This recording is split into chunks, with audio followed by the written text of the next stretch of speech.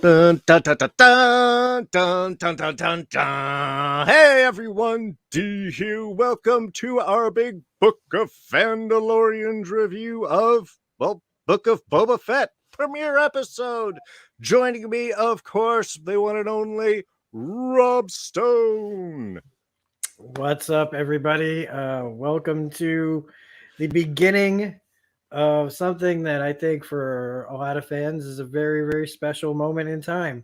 And here's to hoping that this show is gives us a little bit of at least kind of what we would want from something like this. And I'm ready to talk about it. Indeed. First off, acknowledgments, of course, is our Fandalorian group is missing one. Indeed, Don Willie is trapped in Florida right now, so we will be missing him this week. I'm sure we'll hear all about his adventures next week when he gets back at our regular time. So be kind of in a little looser discussion this evening. I want to say hello to everyone joining us live in the chat, everyone joining us in the archives. Thank you so much. And if you do enjoy these discussions, like, subscribe, what every other YouTube host asks you to do. You know the whole Smash thing. it! Yeah. So let's get right in, because if you are looking at social media, if you're looking at Twitter, this show has satisfied a lot of people. There's a lot of blow up. There's a lot of appreciation. Glad to see Boba Fett. Glad to see the adventures. Glad to see the storyline come out. And they're definitely hitting some beats that we do want to see. But Rob, how did you feel about this premiere episode? You're kind of a huge Boba Fett fan. So how did it do for you? Did it give you what you were looking for? I don't know. What was your take? I think that right off the bat, the way it started was right down to like what everybody's been waiting for if you're from my generation, at least, if you read the books, if you've been wondering whether or not from like when you first saw in 1983 Fett go into the Sarlacc pit, and wondering for all these years, getting this moment that we knew was there. They made the books not canon, and yet they still put it in. So that was the beginning. Was really, really what I wanted. I think for at least big, huge, long time Star Wars nerds. The rest of it just kind of felt like I knew that they had to tell the one story and the other story. I just hope that one of the stories doesn't overtake the other. And it was all really simple. Mm-hmm. We just have two beats. We don't have a bunch of multiple plots going on. It's nice to be back in the Star Wars universe right now, at least the Disney Plus Star Wars universe, because we usually only follow like one plot per episode, like the Mandalorian. Mm-hmm. Like we weren't bouncing all over space to a bunch of different characters. It's nice to be localized again, a focused story, even if it's told in two different times. Mm-hmm. So while I do have some issues with it, and we'll get into that deeper, it's pretty decent. I think that it definitely should have been longer. Again, it's going to be the complaint of everything, every single thing, and it's not just like wanting too much of a good thing. It's literally the story needs more to justify its existence a little bit more. That is a perfect little comment there, I think, to build off of, because you're right. Opening with the Sarlacc pit and him in there, and what happened? We all know he got out, right? Because he's Boba Fett. And obviously we have this whole storyline to go after. And yeah, there has been the urges. The books have done it. Comics have played with it. You're right. All non-canon now. And I think for a lot of fans who really are unfamiliar with kind of the extended universe coverage of things, all they've seen are the movies and shows and stuff like this. This is something that we've been wanting to see. This is kind of a legendary character. And the show has a lot of really good beats and moments and ideas behind it. I think the general structure, the cast is really good. Ming Na Wen is always amazing. And definitely her years of playing May transfer very easily to the Fennec badass, because she, more than I think anyone else, naturally just is a badass. Just the way she moves, she looks, she's just very fluid. And it's a cool edge. And I like the kind of that he's a little bit more of the want to be admirable or honorable, and she's maybe a little bit more the bloodthirsty. Maybe like, we could just kill him. Sure, we couldn't kill. There's a certain dynamic there that's really cool. And yeah, the flashback story covering the past as well as the modern day. Where's he taking now that he's grabbing a hold of Jabba's empire, and where's he going to go with it? These are all awesome. The problem we run into, and I think this is going to be our larger discussion today, is there's no story. There is no arc.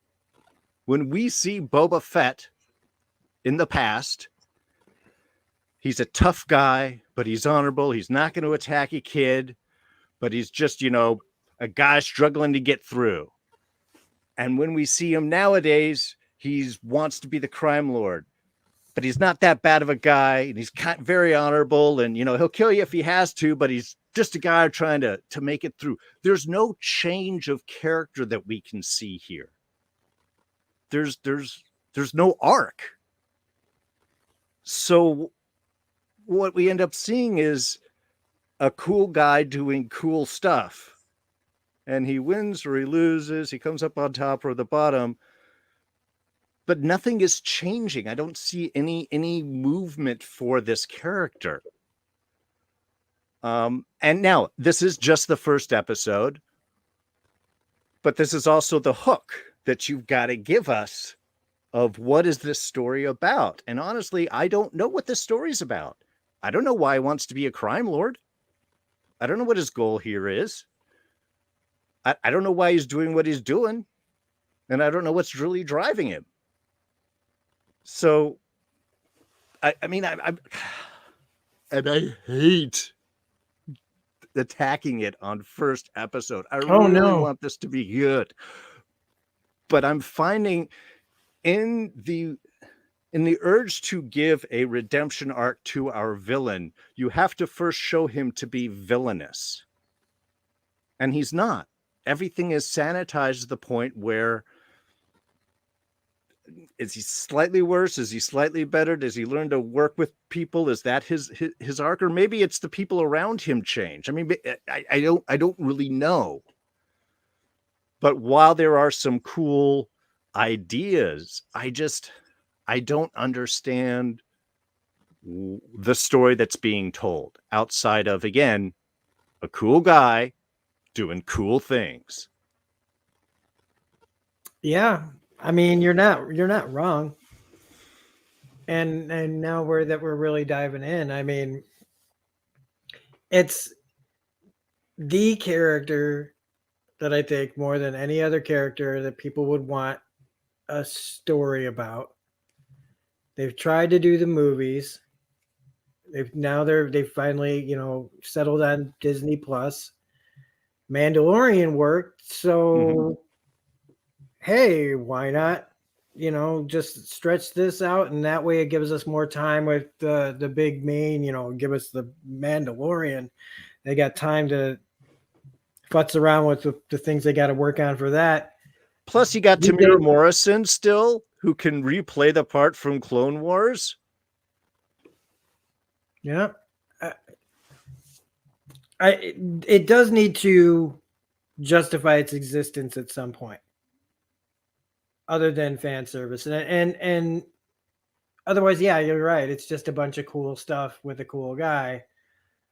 And if we had gotten, if the flashbacks were more like showing his past, because this takes a lot of, like, if you're I guess your average viewer could just see this and be down on his luck, really down on his luck guy is trying to be a better person or something. If they knew nothing or cared nothing about the lore at all, you know? Sure. But for those of us for those people who don't know the lore but want to know more, and they, this is not gonna give that to them, I don't think. Yeah. You're not gonna see how he got here. I mean, he was a little bit on what was it, Clone Wars. Sure. He had a little bit of an arc in that. And that would have been funny if they intermixed that in with the flashback scenes, but obviously they couldn't. I mean, they might still do some stuff that shows like some past stuff. I don't know how. If they can resolve the majority of how he got from the Sand People to now by next week, if they can end that, and then maybe tell some other stuff. But I don't know. That's what's worrying me about this is how long are we going to be following the Sand People around? And even though part of me is like, I am really happy to see them portraying a bigger, like seeing more into the Tusken Raiders' life. Sure. I think that's really cool concept. But more than 2 episodes of that, we don't need that. If they're gonna tell us that we need to see every inch of his journey with those people. Well, they've got to cover these 5 years. 5 years between Return of the Jedi to when he pops back up and gets his armor back. He's obviously with the Tusken. Obviously, he learns from the staff master that he gets his butt handed to him by that, which explains the whole end of last season when he beats the whole crap out of all those stormtroopers. So I don't see how they can't do that, how half of this isn't going to be the Tusken Raider camp, which, of course, it is cool to see a larger complement of them, but these are also completely different than any other Tusken Raiders we've seen before. They dress different. It's black, which, again, not really smart in the desert, but okay. They've got more adornment. There's obviously more of a culture thing going on. I mean, and that's going to be part of it, but I don't know. I mean, and I think in some ways, even the moves are simple, like the Sarlacc bit. It's great. Ooh, there's a stormtrooper. Where'd he come from? Certainly wasn't in the battle. There's no weak ways. Okay, we don't see this guy getting dissolved in the battle there, which would have been awesome. But I also get it's Disney. It's convenient that he gets his oxygen, but it's also like, and then he sticks his hand, burns, and crawls himself out. It's like we get to see it, but there's not much there. Then he does the Russian novel, loses his armor, becomes a slave. I'm thinking, ooh, are they going to do like a Conan arc? Like the past 5 years, he learns this whole new battle system, and he's fighting in the gladiator pits or something. But it doesn't seem to go that way. He's just kept watch with the dog and a kid, which are cool. But then he overpowers them, escapes, get caught, brought back. And the next thing we see, he's being taken out alone with the Rodian he was just tied up with only the kid and the dog that he just overpowered the day before. To go off alone. I mean, there's just all of these little moments. They're like cute. Even when he does the water thing, he doesn't finish it. He hands it back, then asks, and then gets mad that it gets poured out.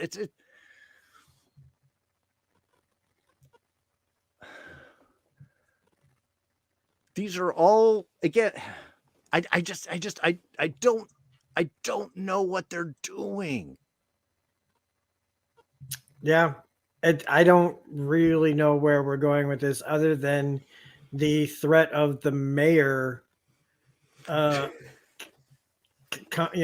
coming to them being in conflict. So the Tatooine mayor or the Mos Eisley would be Mos Eisley mayor, I think. Yes.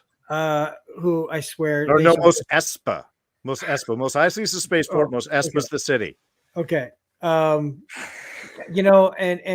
who's that gonna be? I'm actually worried about that, like, because that his emissary took me out of it. Yes. Okay, good. Let's jump to this, because this is why did he take you out of it? Because I think this is a big question. He's not in a Star Wars movie. And he's just got makeup on. He's got a little headdress to throw the little tails. And he's like in a skit. He's like in a skit or like some sort of improv for, okay, you're the emissary to the mayor of Mos Vespa and you're talking to Boba Fett. Go. Okay, well, let me come up with my little plot here in my head and improv this. That's what it felt like. I felt like I was watching bad improv. Not the actor's fault. He got told to do this, but he felt like I was watching like somebody like fan fiction, like a fan made of, not fan fiction, but a fan made thing. Like it just didn't make sense.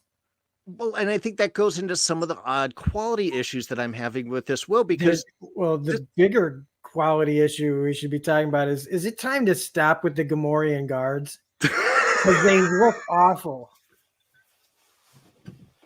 The ones from Jedi make these ones look like, you know what I mean? Like those looked, I knew they were fake, but there was like a commitment to like there was just something about them that still felt real. These just look like somebody just slapped on a Halloween mask and are wearing like fat tights. And, I mean, I appreciate at least the larger finesse, because some of this actor, even Jennifer Beals, nice to see her, pretty, all that stuff. They don't look like Twi'leks, and they're standing next to two actors that do. And I don't know if it's just the coloring, but we also know that there's flesh ones. Wood Fortuna is a flesh-colored Twi'lek, but he looks alien. He sounds alien. We ran into this with some of the characters, I think, with Mandalorian too. These feel like people in costumes. These don't feel like creatures. These don't feel like inhabitants. And that's something Star Wars has always been really good at, is making the world feel lived in. And this is just, everything felt too clean. When they have the shot of them walking down the streets of Mos Vespa, everything in all those shots is amazing. Mm-hmm. And that my eyes just kept going to the guards, because you could see the eye holes, like the sunken in. It was just black, like somebody had burned their eyeballs out because they were just slapped on there. And it was distracting. It's like, how can you guys get all of this so right? And there's so much of this that's kind of like that, of like, you got everything right about this, but like, and plot being a major but if they don't. Yeah, I mean, and this is the other thing. We get the idea that Jabba ruled with fear. I want to rule with respect. Okay, it's a different approach. But why? And again, just wandering down the street, I gotta say, I think Boba Fett should be taken out. I don't think he's a very strong crime lord. I don't think he's very tough. And I start to wonder, you had mentioned before about kind of the people who understand the lore. I don't know if they're just completely reinventing Boba Fett from beginning, because there's always been this kind of mysterious, we don't know much, but he is this tough as nails bounty hunter. He caught Han Solo.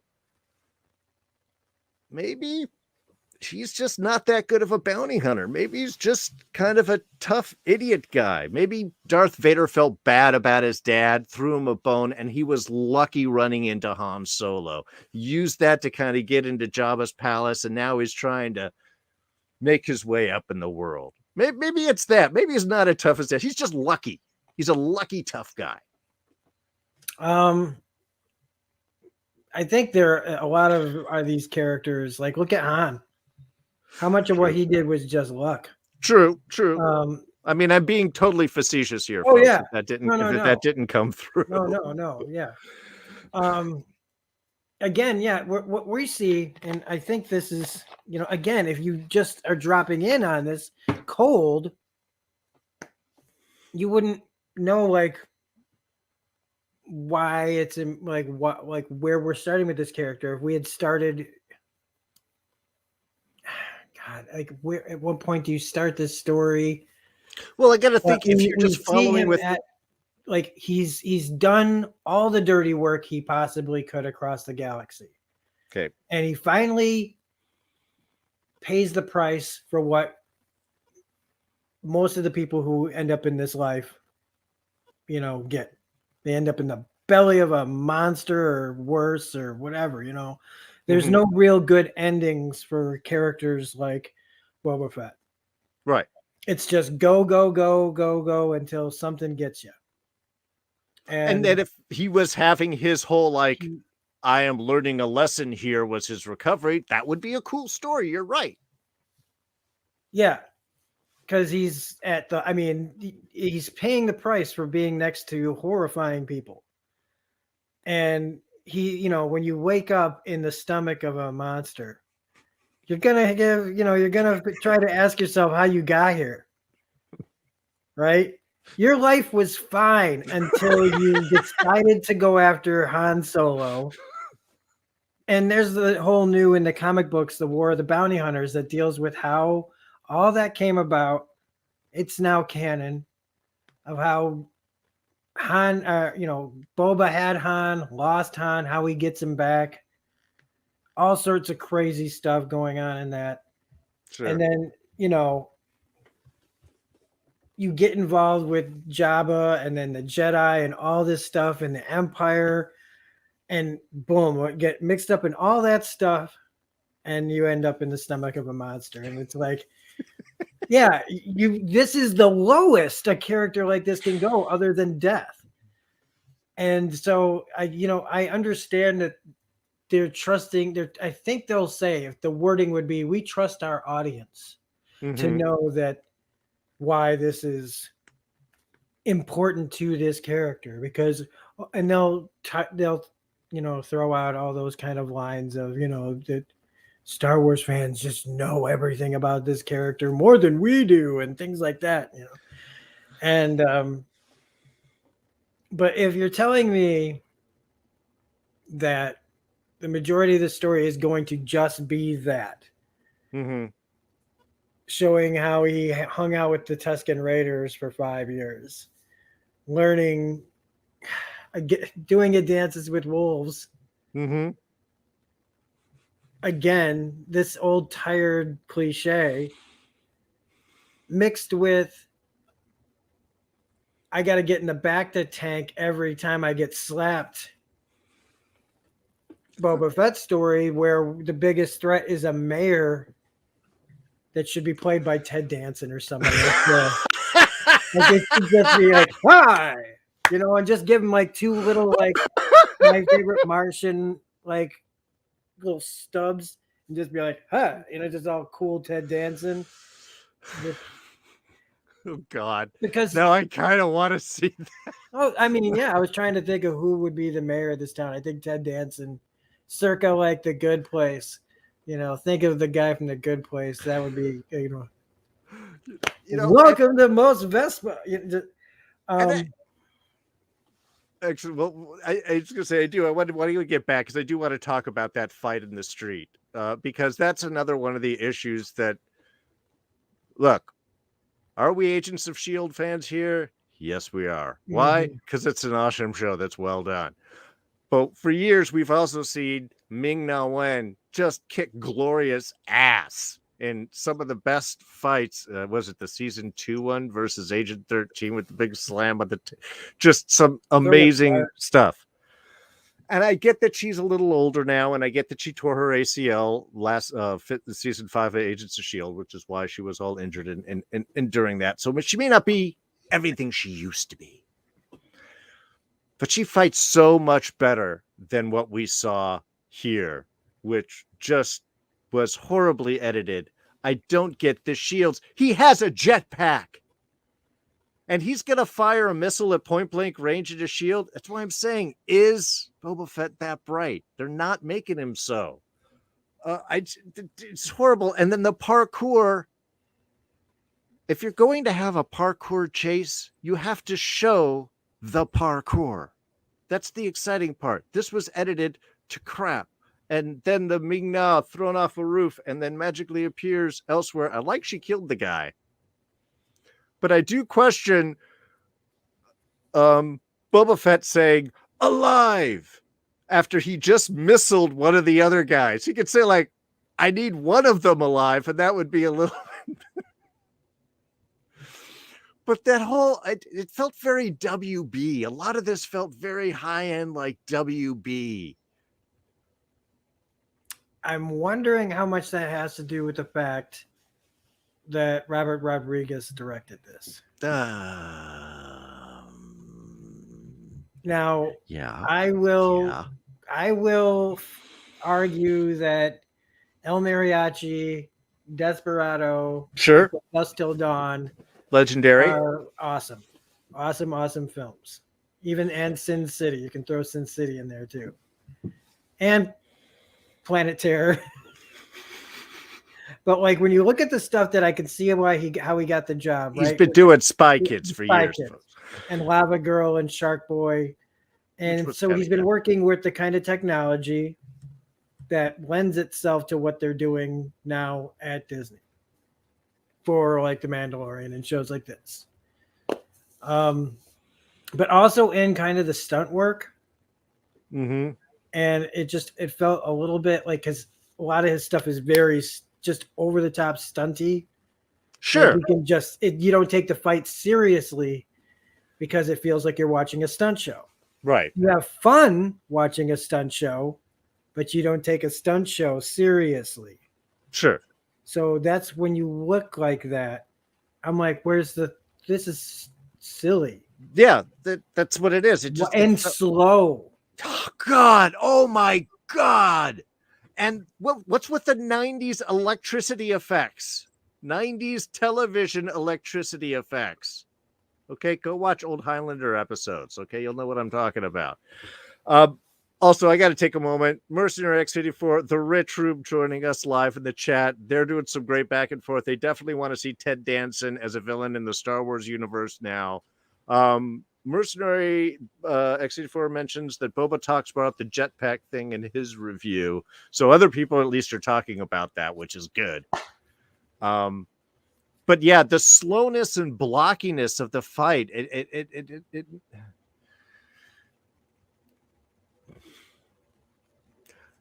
this is Disney. This is the largest entertainment conglomerate on the planet with one of their biggest IPs.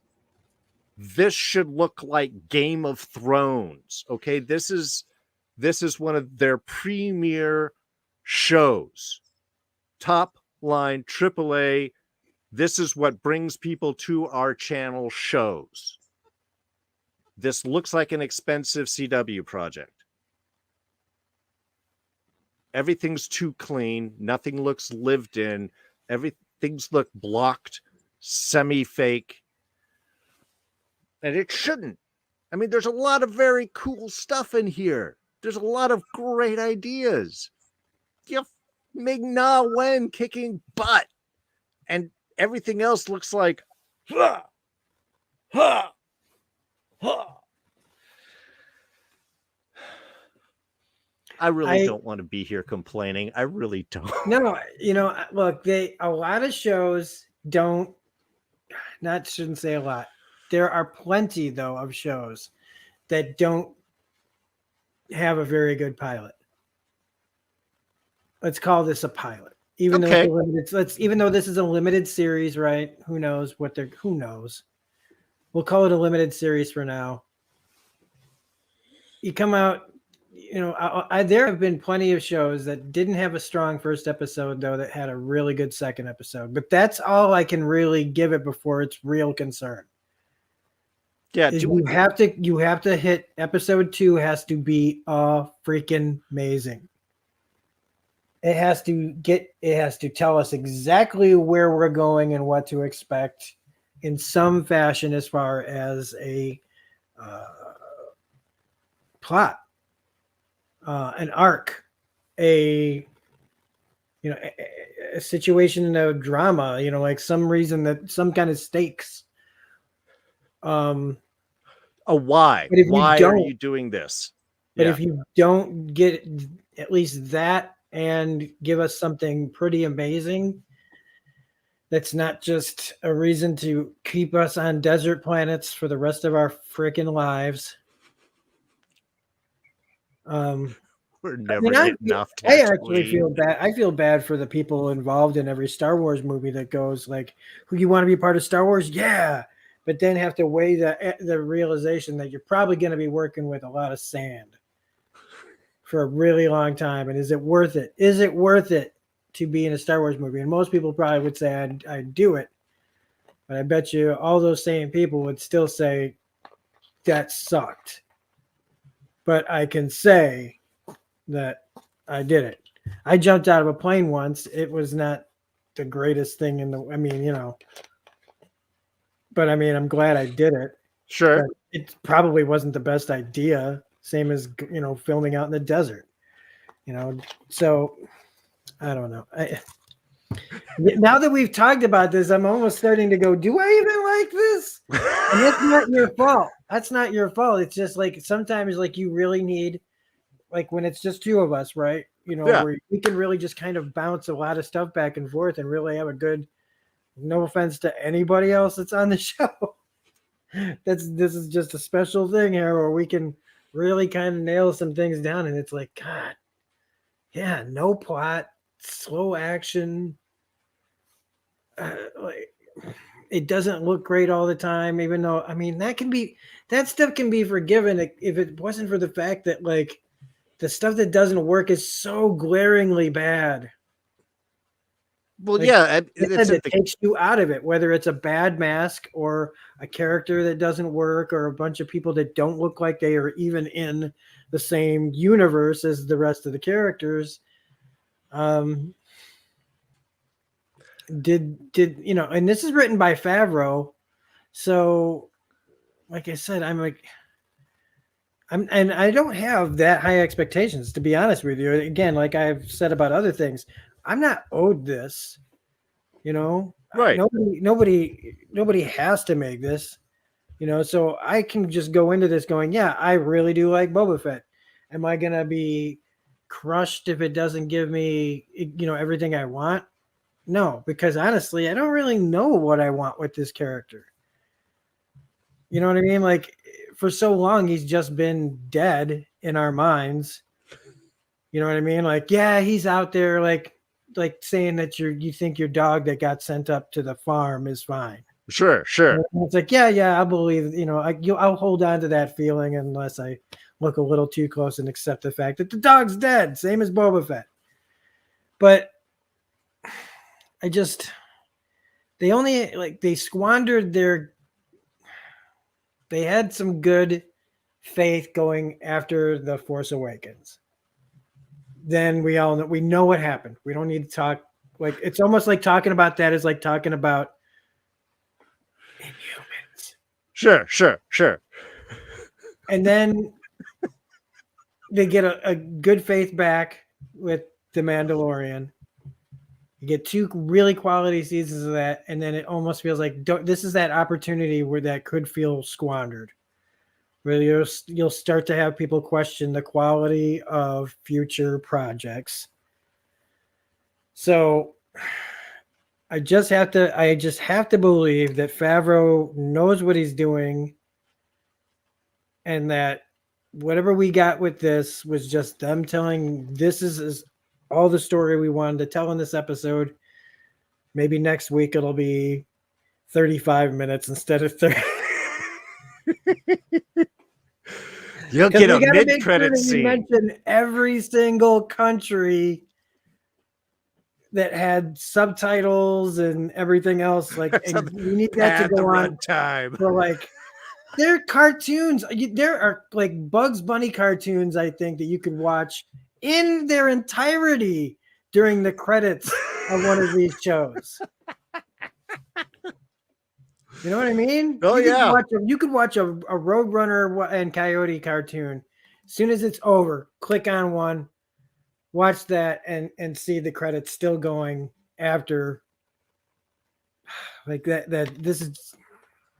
What I love it is when they pad it not only with the end credit runtime, is then you get the previously on bits too that take up another whole minute or so on, and then you get the Star Wars logos with all that, and you realize that like 10 minutes of this is either credits or intro. Yep. It's.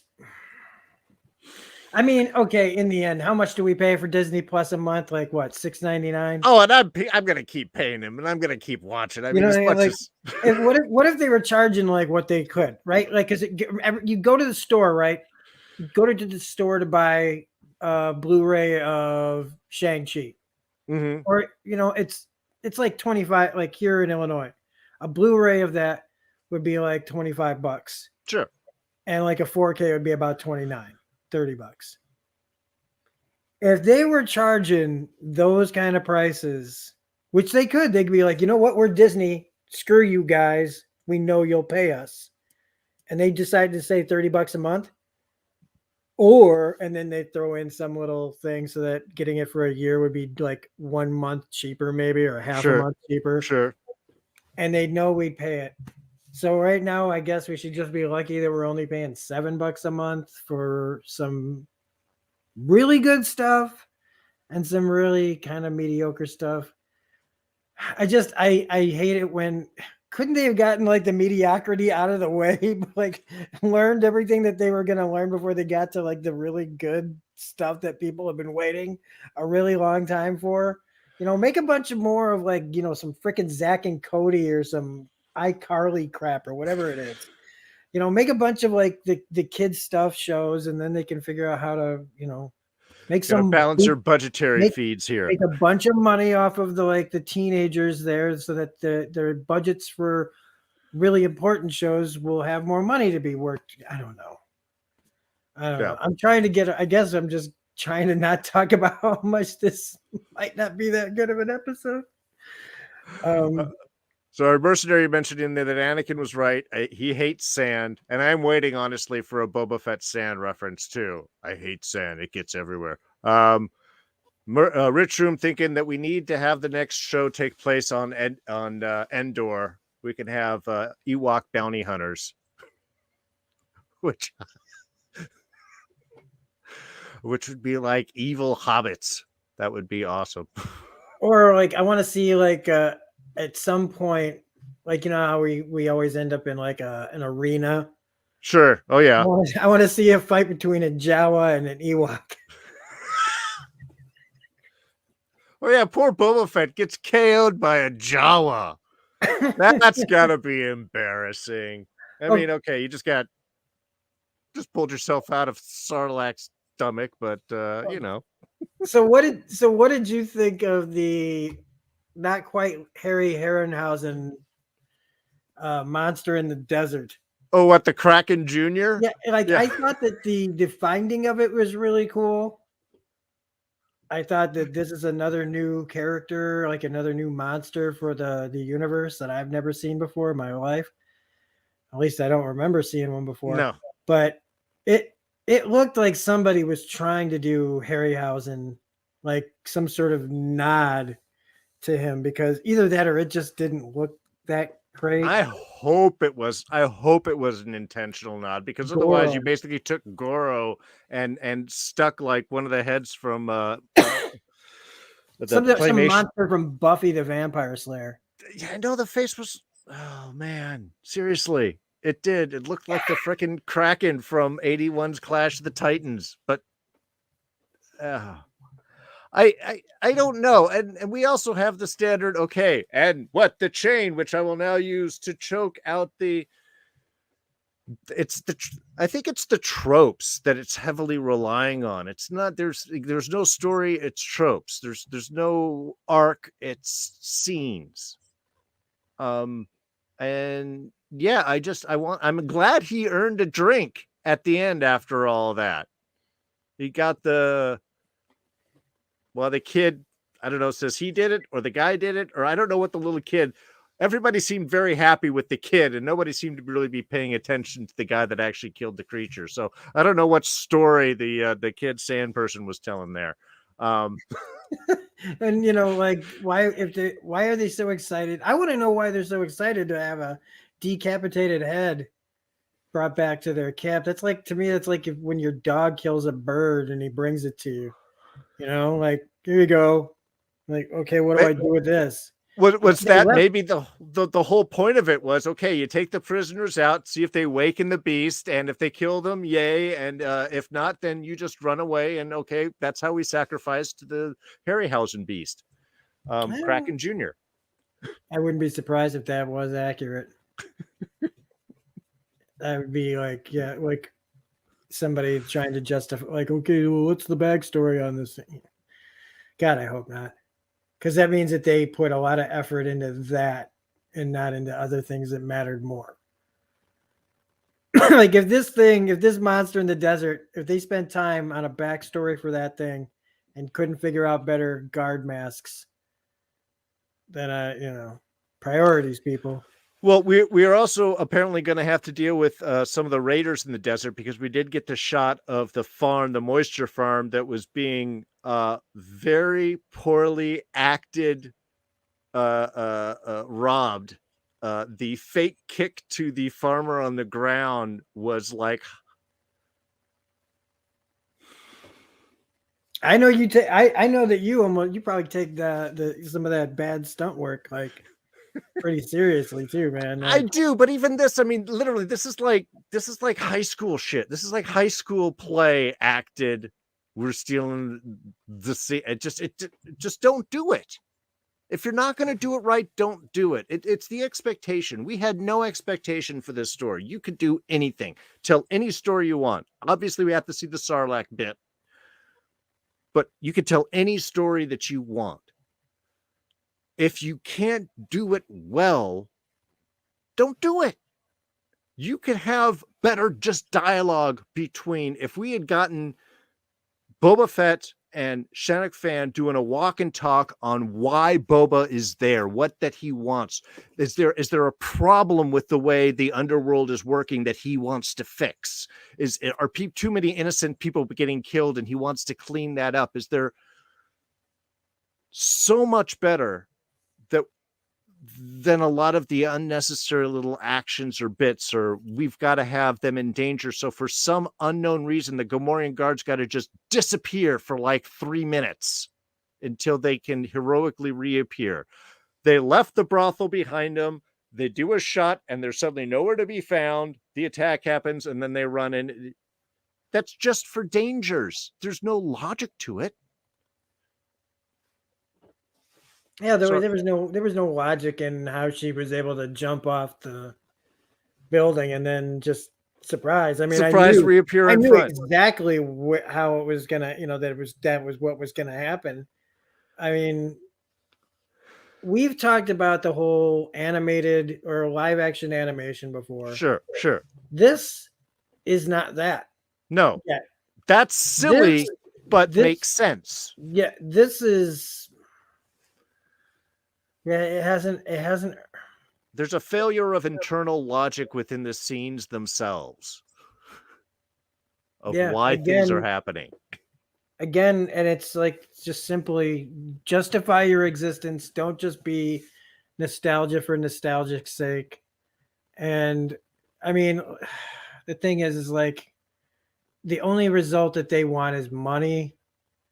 So if this is their one shot, it will be disappointing if they don't give it their all here, because they're not going to probably do it again. Sure. You know what I mean? Like, if this doesn't, like, this is going to do well, but if it's not good and enough people will go after it, which I'm sure there are plenty that are, like, for all the positive, I'm sure there's plenty of, people that can't stand this and think that they've butchered Boba Fett again. They've made him a cuck or some crap, or I don't even know. But like I said, we got a little bit spoiled with the Mandalorian, and I feel like they are getting a little lazy. Mm-hmm. Well, And I'm afraid things are just going to get too sanitized to try to appeal to everyone, to try to keep everything always for a quadrant, that you lose depth of flavor. And you shouldn't do that. You can tell a story that everybody can appreciate.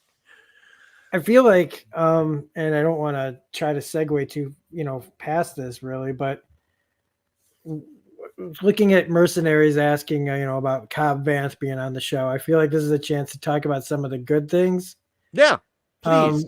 Because there are a couple of things that, and I think that the two main reasons why we're ripping into it. It feels like we're ripping into it, but when I think about watching it, I go, oh, you know what, this is why I'm watching it. But I do think that there's a good chance that Cobb Vanth will be on the show. I think it just, I don't know. I know that Timothy Oliphant is a pretty busy guy, but who knows? But the two thing is our two leads. Oh yeah. The fact that this guy's been playing, I mean, it's like watching Jango Fett. You know what I mean? Like I don't just see him as Boba Fett. I don't just see him as Jango Fett. I see him as every clone. A guy that's been playing this character for a really long time, or at least it's been a part of his life for a really long time. And whether he's done the voice acting or whatever, it's cool to see this guy still raring to play this character, giving it a new look, and like whether or not I like what we're seeing so far. Everything else I've seen from this guy playing a version of Jango Fett or whatever, however you want to put it, this guy's been good. Oh yeah. And it's a double home run for us Agents of S.H.I.E.L.D. fans with Ming-Na Wen, who is basically, they're just like, be May, just as Star Wars. We've joked about this too. I mean, about how she's really, she is the secret power behind Disney. That she's, she's like a spy, and it's really May out there in space, just working. She's the spy from the Marvel universe that has first reached the Star Wars universe. She has successfully breached a whole other universe and has infiltrated them, being next to one of the most powerful, bounty hunters in that galaxy. And she's just waiting for the call, because she's already, like right next to the Coulson, right? Boba's the Coulson, she's the May. Yeah, no. And you're right. Look, I mean, they both had really, Coulson and Boba Fett had really low lows and had to come back with a new philosophy, and you had May right there the whole time. Yeah, no, I like it. And I like the idea of that Boba has gone through his redemption arc. He talked about sometimes the desert saves wretched souls, that the desert saved him. So now he is doing for Fennec what was done for him. He is guiding her to a better place, as he was guided to a better place from the Sand People, or whatever we're going to end up having that storyline be. Yeah. That as an idea is cool. And again, they've got all of these elements. You're right. It's great characters. They've got money. They've got the freaking Star Wars. They got so much stuff right.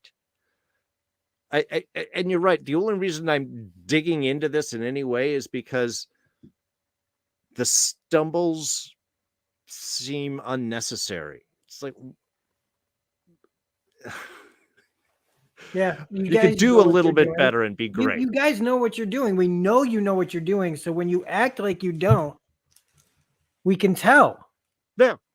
And we're not doing that because we're super fans or whatever. It's just that this is a time period where everybody's paying extra close attention to everything. I mean, we take notes. There are people that watch this and then watch it rewind and freeze frame and go about it millisecond by millisecond so that they can be the person who saw the freaking coffee cup in Game of Thrones, that kind of thing. Like, sure. It's everything getting canceled. Like after just being released, shows like Cowboy Bebop that get that if you're not like so why does it feel like they're having a laugh here? It's early again.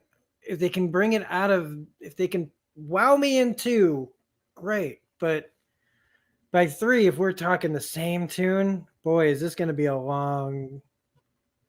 Yeah. Do you remember how many episodes this is? That was 8. 8. Okay. That sounds about right. Yeah. I want this to be good. I want to enjoy this. I want to see. I so badly do. I so badly do, and I do not want to spend time harping on it. But you want to know what I think a major problem of this that should fix this? Sure. Is this if they should have gone with the formula that the Mandalorian had, except without a Baby Yoda, without a Grogu, which was don't have him try to take over Tatooine or most Vespa. Don't try to become a crime lord. He should have just taken off and got into adventures with Fennec Shan next to him. And I would accept a Samurai Jack style show. Oh, yeah. Each episode is something different. Oh, we get into this adventure over here. You don't have to have an arc that way. You've got badass characters just being badass. Mm-hmm. Getting into hijinks and shenanigans. Episodic one-offs. Then we wouldn't be going, what's the plot of this? Because there doesn't need to be one. Like, there's just 2 people. The arc is 2 people are going out and kicking ass, taking names, and they're doing it maybe in a new way. Maybe in a little more, let's try to be a little more honorable at what we do kind of way. Where Boba Fett's still great. You know? Instead, this just seems to me like, let's get them locked into a set that we've probably at this point. Do they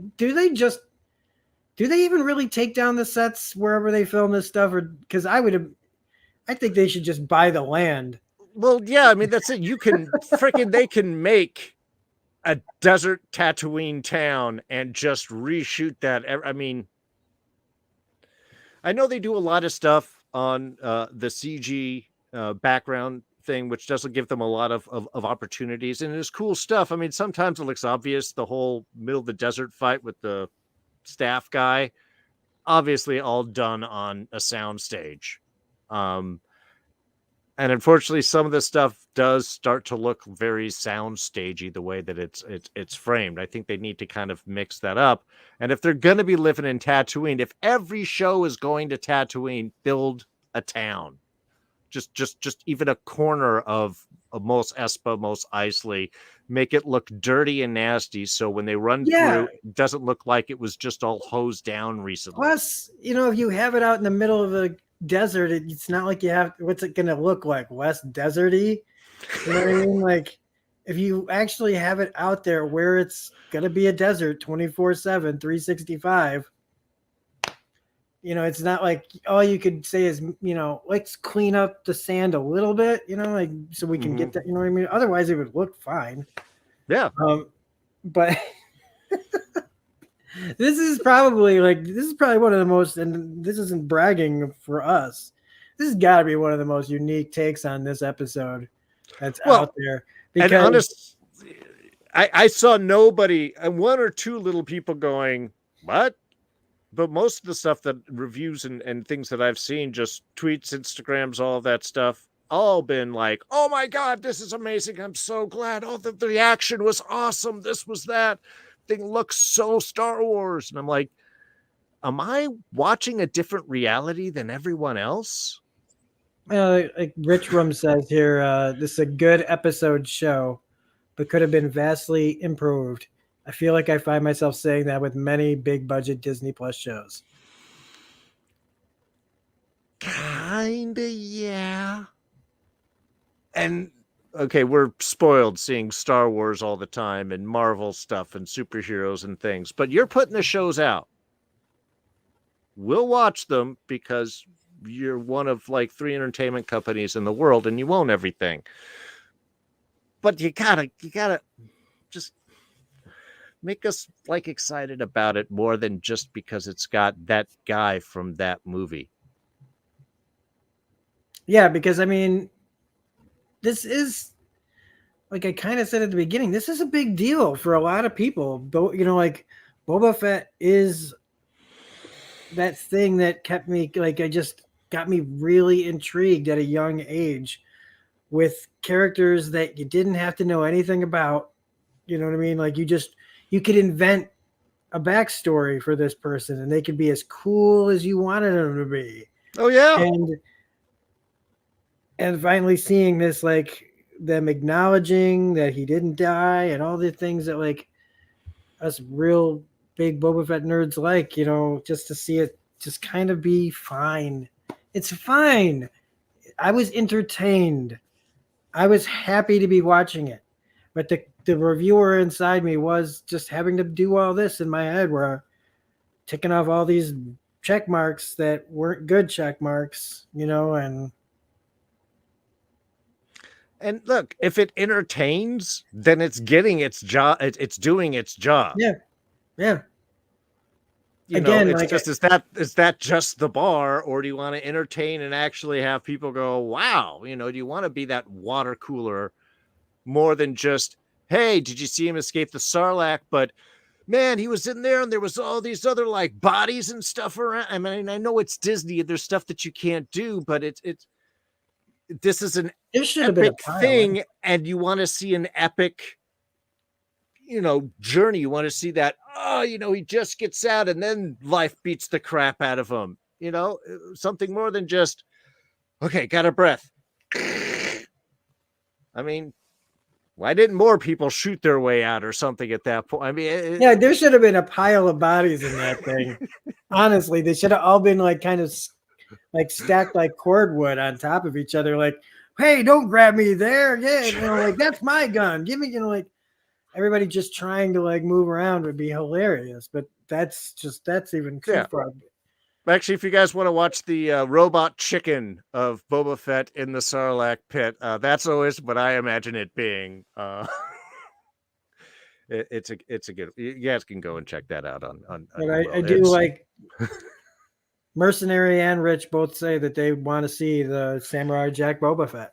Yeah. Oh no, that would be awesome. Yeah, I like that idea. Yeah, it's just them and you getting into adventures on other planets, but like right now it looks like, nope, we're not leaving the desert ever. All Tatooine, because like, yeah, like it's like what I used to complain about with Men in Black. We've got this unlimited imaginarium of what they could do with that concept. And they've always been it's been really, to me, I've never felt like they've really explored that universe fully. Sure. And it's what I feel like the opposite is like, no, Star Wars now just focuses on this one place. Like we have all these places to go to, but what attachment do they really think that we have with this place other than Luke lived there a long time ago and he hated it? It's a backwater planet on the edge of the galaxy. Are you telling me that it's easier to film in a desert rather than a soundstage? Just let's go to Corellia again. It is a soundstage, but can we please have a show on Coruscant? I mean, maybe that's just too expensive or something. Agents of Coruscant. Agents. Just look, okay. I don't know. Because you know that's what it would be. You know it deep down. If they made a Coruscant show, it would be about the political side of things and all the like spying and all that stuff and the espionage and all that. And there wouldn't be any Jedis. There'd just be like a bunch of like plucky, kind of a ragtag group of people with certain skills, all of them that would be like, oh, think anything that they've really ever done. Like think Star Wars Rebels crew, right? But like more straight-laced spies. As long as you don't have like the Law and Order procedural. Oh gosh, now see, I want to see that. I want to see that like as a joke, or like how I kind of feel like She-Hulk is gonna be. Sure, which is like gonna be the like night court. Like it feels like it's going to be more lighter toned. Oh, it'll definitely, yeah, because you've got, I mean, Jessica Walters was the original fourth wall breaker of Marvel, talking to the audience and everything like that. So I think they're going to try and lean in more into that idea. So I just keep thinking of the Game of Thrones. You live or you die. So, sorry. No, but winner you die. Sorry. No, we're not even talking about Boba. We're not even talking about the show anymore. We've got off the deep end. This is where it goes. We're talking about like the whole thing, and like it all comes down to the service that we're watching all this stuff on. It comes down to the company that makes the stuff for this service. And like I said, for the price we're paying, we're probably still underpaying for what is on there. And we're going to keep giving them our money for sure. But I mean, if they said, look, and they could be blowing smoke so far up my ass it comes out my nostrils. But if they just said we're going to charge you $12 from now on, but the only reason we're charging you $12 is so we can make the shows better. I would buy it hook, line, and sinker, even if I knew in my heart that they're lying. But you'd be like, it better be maybe the next show. Just give me the empty promise that we're totally going to take your money and make it worthwhile so that we can make the shows better. Because I don't know, this one's this one started out like Falcon and the Winter Soldier. And that's where I'm worried we're going. Where I thought that I liked it, but there was plenty to pick apart right away with it.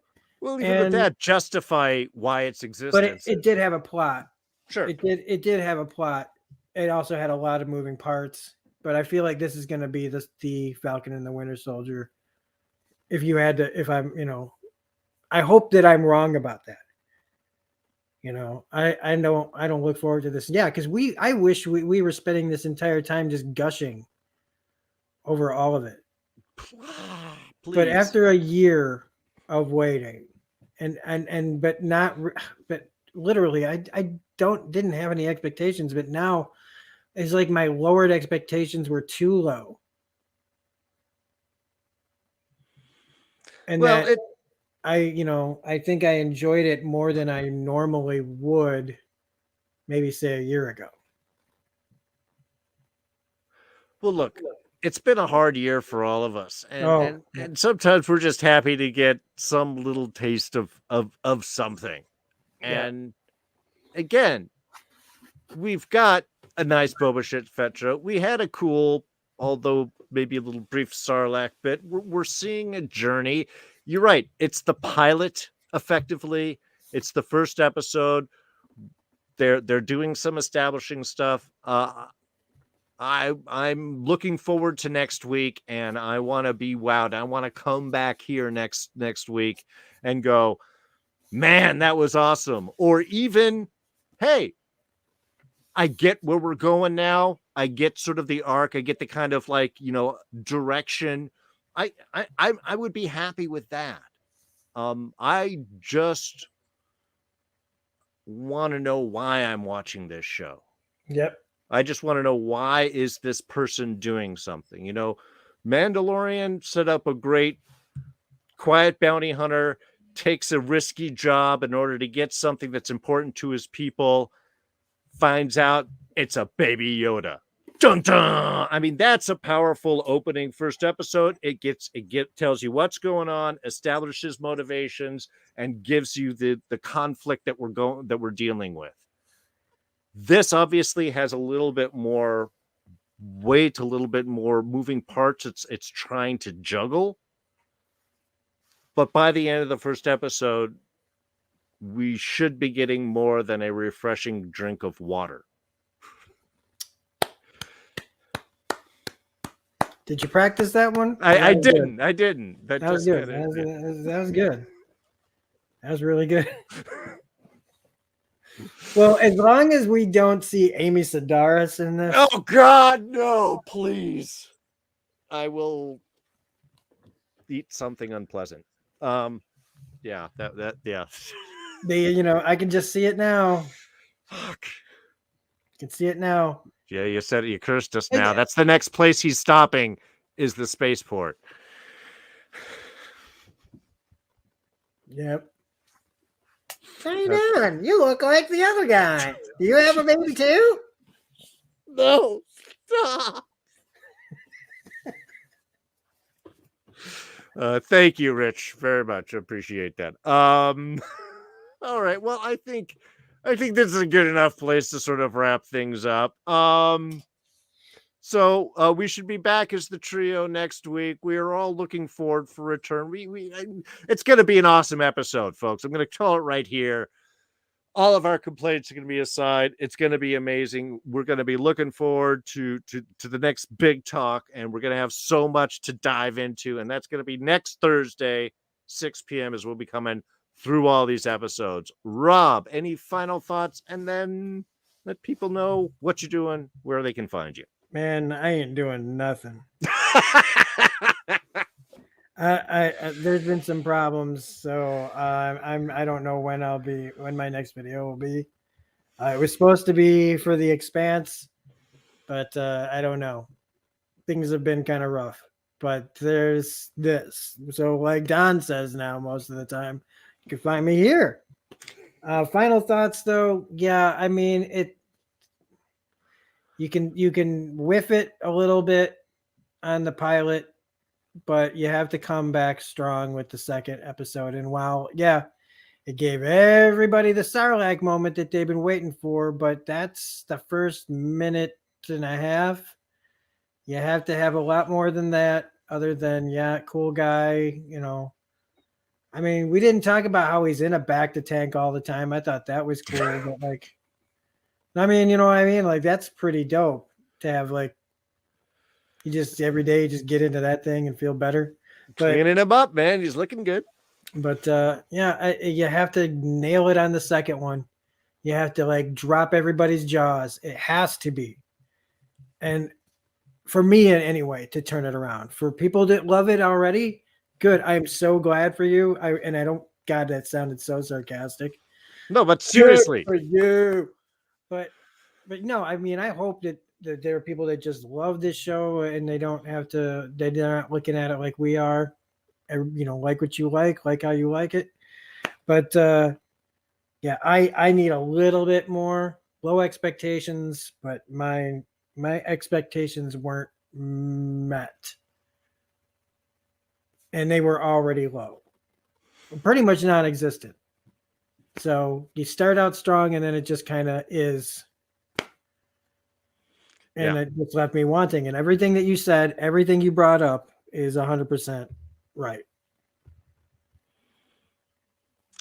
Well, I'm looking forward to telling a different story next week. Though we'll be talking about The Expanse in 2 days over on Enchantment of Eternity. If you want to go check that out, I'll be joining up. I think it's just Mark and I this week talking about this week's episode, which I will go watch as soon as I am done here. Very excited about that. And that is going to be New Year's Day. That'll be 2022, folks. We all want 2021 gone, right? Yes, it's going to be exciting. I hope you guys all have a very happy new year. I will see you over on Enchantment Eternity talking Expanse on Saturday the 1st. We're going to be back here next Thursday talking about episode 2 or chapter 2 of Book of Boba Fett. Thank you guys so much for watching us. Thank you, everyone Archives. Thank you, Rich Room, Mercenary X84, everyone else joining us live in the chat. You're dead to me. All of you in the archives, when you get to this point, You're dead to me. It's over with. Don didn't even join us, man. He's trapped in Florida. He'll be back next week. We'll see I'm gonna you all find then. my own. I'm gonna find a Sarlacc pit to drop you in.